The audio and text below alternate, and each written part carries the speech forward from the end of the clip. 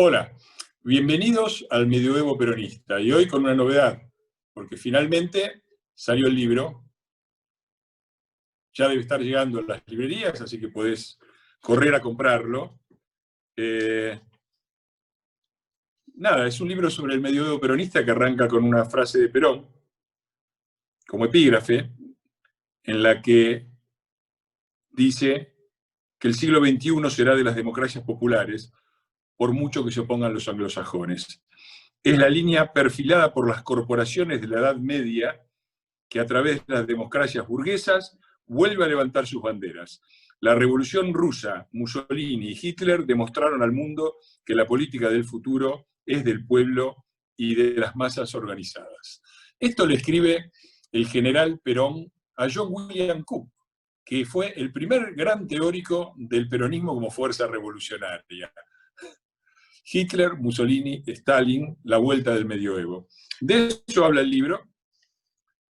Describe al medioevo peronista y su tiempo circular, su tiempo del Día de la Marmota, su tiempo del eterno retorno, y habla de la leyenda del primer trabajador y de la falsedad de la leyenda del primer trabajador. Después describe los trucos de la leyenda y el relato, es decir, cómo hacen para convencer a la gente de un relato que va a contramano de la realidad, cuáles son los trucos de ese relato.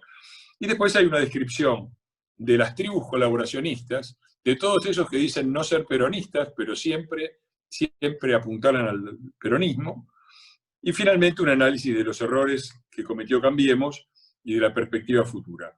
Con un pequeño regalo, un capítulo dedicado a la llegada de la peste, porque en los tiempos medievales, los tiempos del medioevo peronista, corresponden a la llegada de la peste y corresponden también a algo que trataremos en este programa, que es la idea de que frente a la peste el único remedio razonable es la cuarentena, una idea medieval digna del peronismo. Así que bueno, acá estamos con el tercer programa del Medioevo Peronista. Hoy tenemos una edición especial, una edición dedicada a lo que estás viendo atrás, el banderazo por la justicia, el banderazo por la república. Y te lo voy a mostrar desde un ángulo particular, mi ángulo. Te voy a mostrar desde que salí de casa hasta que volví, todas las etapas que fui recorriendo, todas relacionadas directamente con el banderazo, las reacciones de la gente, cómo se vio desde donde estaba yo, y obviamente con mis opiniones de cada una de estas cosas. Así que es una edición especial, pero antes de entrar directamente en el tema y de pasarte el informe, quiero tocar un tema específico, porque el tema de la vida, del valor de la vida, es una campaña muy fuerte del gobierno para deslegitimar la marcha. Fue una campaña que se hizo antes para tratar de que la gente no fuera, y después para quitarle importancia al hecho de que la gente igual haya ido, y para deslegitimarla, para decir que quienes estaban ahí no tenían ningún respeto por la vida, ni por el personal sanitario. Este truco permanente de todos los gobiernos totalitarios de esconderse detrás de un subgrupo del cual ellos no forman parte, ¿no? Vieja memoria, los argentinos somos derechos humanos, dijo la dictadura cuando se las acusó de crímenes a ellos, y perdón a los profesionales de salud por no haber podido frenar la marcha, dice Cafiero, escondiéndose detrás de los médicos y los enfermeros. Hace rato que vienen haciendo esto, porque es una estrategia permanente del relato peronista, de la leyenda peronista, del relato kirchnerista, la de crear estas antinomias, ¿no? De un lado está la economía, del otro lado está la salud. Y los que llaman la atención sobre el hecho de que el gobierno solamente parece haberse preocupado de la cuestión sanitaria sin lograr resolverla, además, somos acusados de estar por la economía, por la ganancia, de estar en contra de la vida. De un lado la cuarentena y del otro lado la muerte. Cuarentena o muerte, así lo han dicho. a mí me recuerda mucho viejas leyendas, viejas afirmaciones medievales. Una que mencionaba la muerte, decía muerte a los salvajes unitarios, muy vieja. Una no tan vieja, de hace unos 50 años, en la que se cantaba Juventud presente, Perón, Perón o muerte. Ya no es más Perón o muerte, ahora es cuarentena o muerte. Y los que llamamos la atención sobre el hecho de que el gobierno no ha logrado solucionar el problema y que debería pensar que algo está haciendo mal, si después de la cuarentena más larga del mundo todavía no solucionó nada, somos denominados los anticuarentena. Y esto forma parte de estas dicotomías permanentes, ¿no? La economía o la salud, la cuarentena o la muerte, la república o la justicia social, el campo o la industria, los morochos o los rubios, los chetos o los trabajadores. Es muy raro porque el peronismo, que se considera el partido agente de la unidad nacional, no hace más que dividir a la sociedad y después quejarse de las grietas. Bueno, la grieta, la famosa grieta, se ha transformado hoy en una trinchera, porque si ellos van por todo, a los demás no nos queda otra forma de resistir que atrincherarnos en la grieta y defender la grieta, no como una división entre los argentinos, sino como una preservación de la República, de las instituciones, del Estado de Derecho. Eso creo que es lo que la gente dijo en la marcha. Pero además, me gustaría volver al argumento de la vida, del valor de la vida, de la cual tanto habló el gobierno, y mostrarte por qué ese argumento además es completamente falso. Para eso te voy a mostrar algunos gráficos y algunas estadísticas. Hubo muchísima polémica con respecto a la forma de propagación del COVID-19, del coronavirus, esa variedad especial del coronavirus, la 19. Si no te acordás mal, al principio decían que no había que usar barbijos, después el barbijo se transformó en un elemento esencial de la protección. Pero si bien en todo esto ha evolucionado, el consenso actual es que de ninguna manera las actividades al aire libre son una forma de propagación del virus. Si se toman especialmente las medidas adecuadas, se mantiene la distancia social entre los no convivientes y se usa barbijo. Pero aún más específico ha sido la experiencia desarrollada en los Estados Unidos. Yo no sé si recordás el crimen de George Floyd, que ocurrió sobre finales de mayo, y las protestas que se provocaron, que se produjeron en todo el país. Black Lives Matter, las vidas negras cuentan, y que fueron masivas, mucho más extendidas y masivas que el banderazo. Hubo un análisis de los datos y la conclusión que se sacó universalmente era que ese tipo de movilizaciones con la gente al aire libre y con barbijos no provocaban de ninguna manera un mayor número de contagios. Pero ahí están los datos, ahí tenés algunos de los datos, estás viendo, pensá, fin de mayo, Minneapolis, son diferentes ciudades, Minneapolis, caída muy clara, caída en uno de los epicentros, Nueva York, Brooklyn, más específicamente. Hay una subida acá sí, en California, en Alameda, hay una estabilización con un pico muy posterior y una caída rápida en Louisville. Es decir, hay en todas las formas, ¿no? Hay una baja muy consistente en Seattle y en Denver. De manera que no hay ninguna prueba de que existe una correlación entre las movilizaciones, a menos que, como algunos creen, haya movilizaciones válidas, como las que se hicieron y lo son, para protestar por la violencia policial contra los negros en los Estados Unidos, pero cuando eso sucede en la Argentina, cuando también, como ha sucedido en Argentina, mueren víctimas de la represión policial por la cuarentena los argentinos, no hay que movilizarse.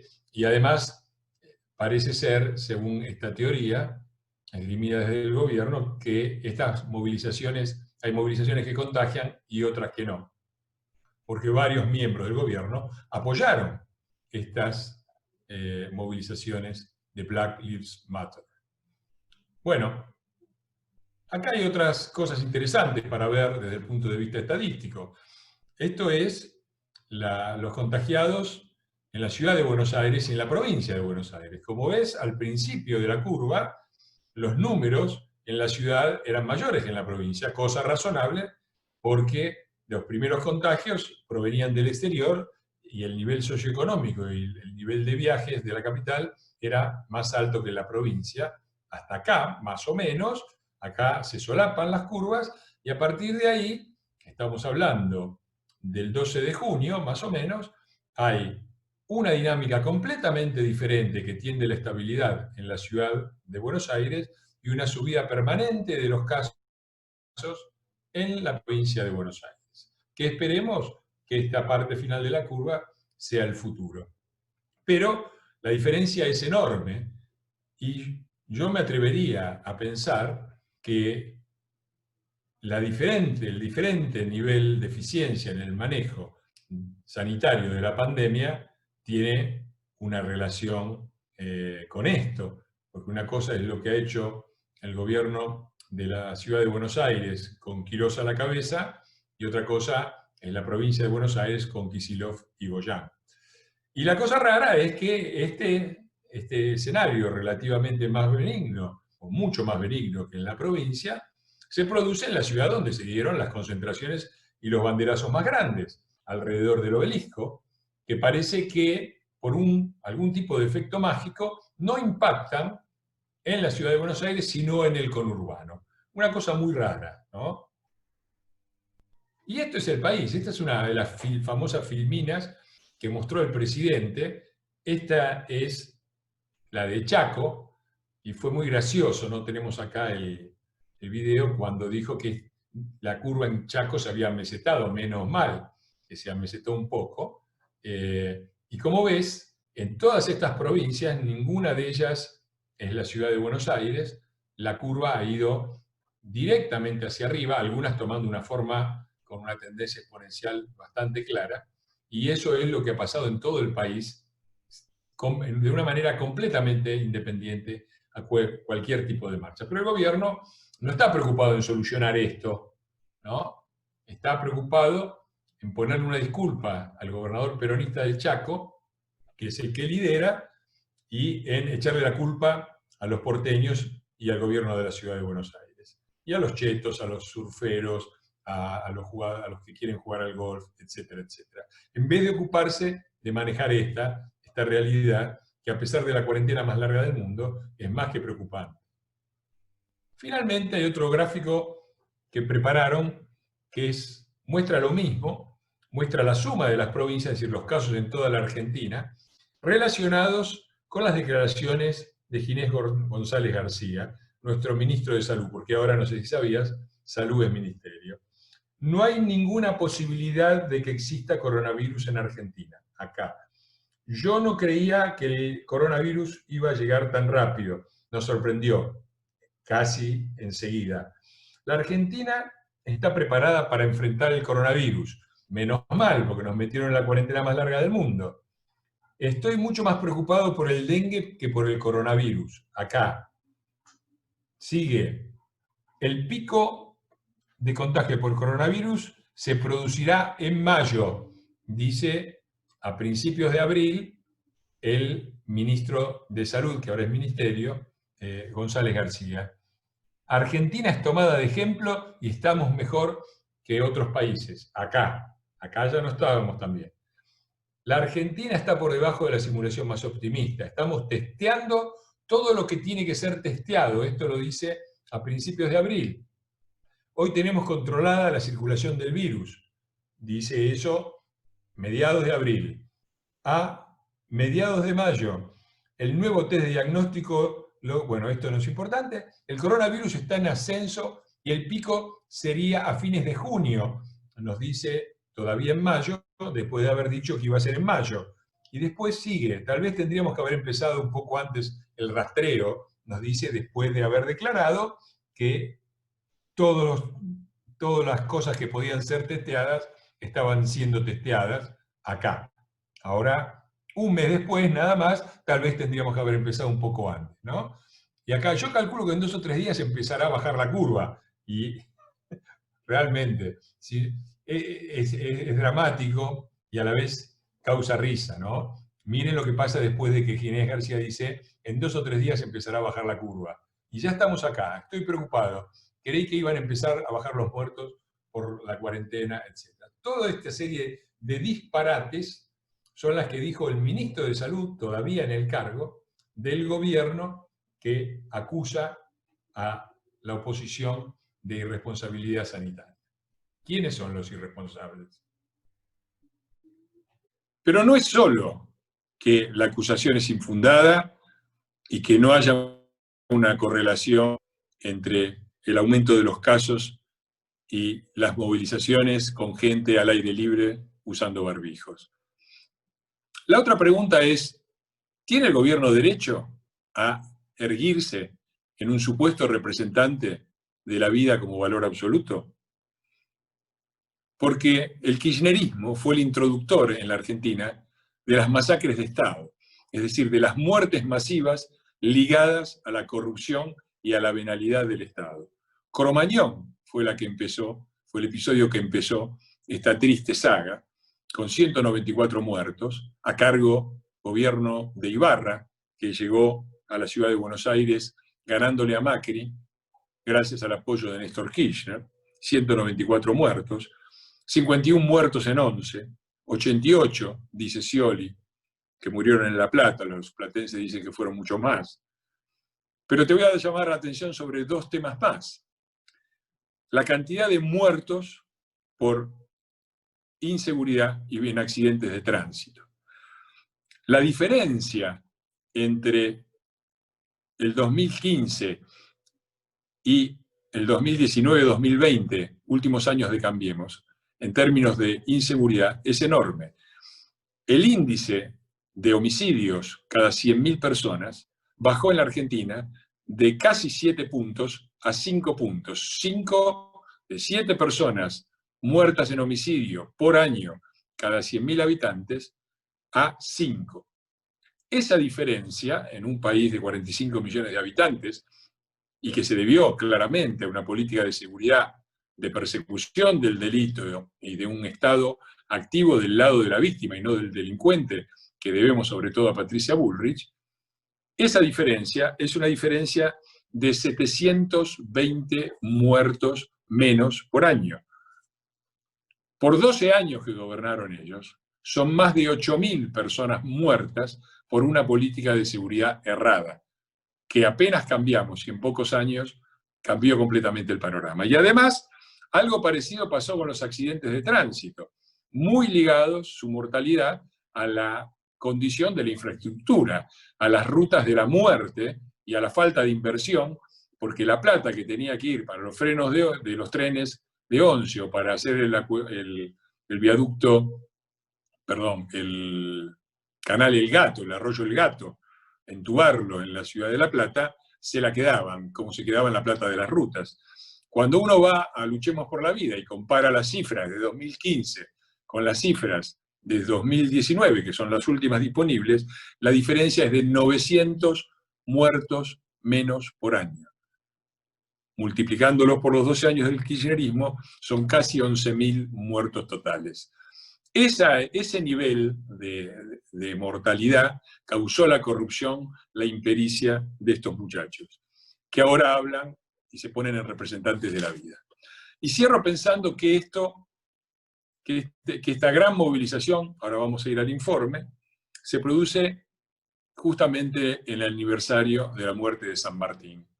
Una persona que tenía serias dificultades respiratorias, asmático y toda una serie de complicaciones, pero que no dudó en luchar por la libertad y cruzar los Andes, a pesar de eso.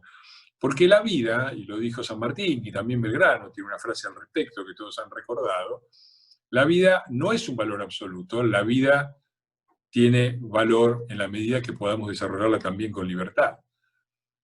En accidentes de tránsito mueren en la Argentina 8.000 personas, 9.000 personas por año. De gripe mueren unas 30.000. Por supuesto que si nos quedáramos todos en casa, no anduviéramos en automóvil o viajáramos en bicicleta y suprimiéramos todo otro medio de transporte, moriría menos gente, por lo menos de esas causas. Pero no lo hacemos, y no lo hacemos porque la vida tiene sentido si se vive.